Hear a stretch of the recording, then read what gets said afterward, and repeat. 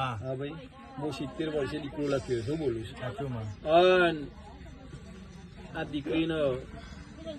જિંદગીથી પહેલા મય જવું છે ને દીકરી હા માં જલમથી જન્મથી જવું છે ભાઈ તો જગતમાં તમારી લાજ રાખવું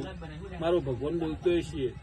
અને 100 મહિના મારો ભગવાન એવું બોલે છે બોલું છું દીકરી વધારે નહીં કહેતી 100 મહિના પહેલા આ દીકરીને ધર્મમાં લાવવું બોલું છું અને બરોબર મારો ભગવાન બોલતો છે 4 મહિને ને 4 દિવસે દીકરો આળવું બોલું છું આ વિડીયો લેવો એટલે લેજે યુટ્યુબ ઉપરથી બોલું છું